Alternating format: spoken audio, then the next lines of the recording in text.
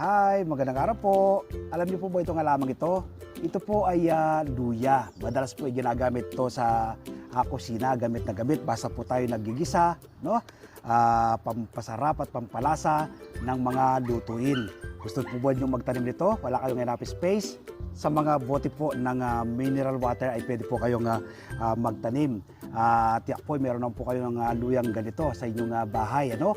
Pumingas lang po kayo ng kagaya po ito, pwede pong gawing dalawa o kaya tatlo po, ano? Tapos ibaon nyo lang po sa lupa. Ito po sa mga ganitong bote, lagyan nyo ng lupa. Tapos yan po, magkakaroon po yan ng magkakaroon po siya ng mga bunga sa ilalim at usbong siya ng usbong sa ilalim. Ito po, isang piraso lang pong nilagay ko dito. So, ang dami na po. Ibig sabihin, marami na pong laman sa ilalim ito. Ano? Marami po akong tanim dyan. So, hindi na po kami nawawala ng supply ng luya all year round. Pwede rin po itong gawin. Ayan po yung aking mga tanim na luya. No? Kapag gusto po namin gagamit po kami ng luya, harvest lang po ako sa mga yan. Kumukuha lang po ako. So, buong taon po hindi po kami bumibili ng luya.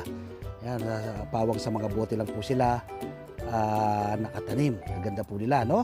Meron lang po kayong mga 5 hanggang 10 bote ng mineral water na tataniman ng luya. Ako, hindi na po kayo mawawala ng supply ng luya.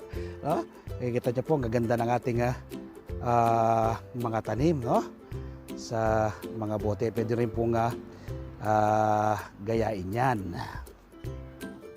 Nawa po mula ngayong araw na mapanood nyo ko, magtanim rin po kayo ng luya. Ang gusto po ng luya para magkaroon po ng mas maraming laman, dapat po yung lupa ay buwaghag, ano? Yung buwaghag ng lupa, tapos maglagay kayo ng natural at organic na pataba, vermicast, ano? 60% buwaghag na lupa, 20% vermicast, at another 20% ay ipanang palay.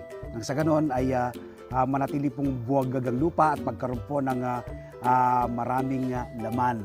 So nawa po mula ngayong araw na mapanood ko, magtanim rin po kayo ng luya. Ano pong makukuha po ninyo kapag kayo nagtatanim ng yung sariling ganitong uri ng gulay, masasabi kong gulay, ano? O pangsahog, panangkap, no? Una po, makakatipid ka. Pangalawa, masustansyang pagsasaluhan ng buong pamilya. At pangatlo, makakatulong ka sa pagpreserba sa ating inang kalikasan. Magtanim din po kayo ng luya. Salamat po. Happy farming and God bless.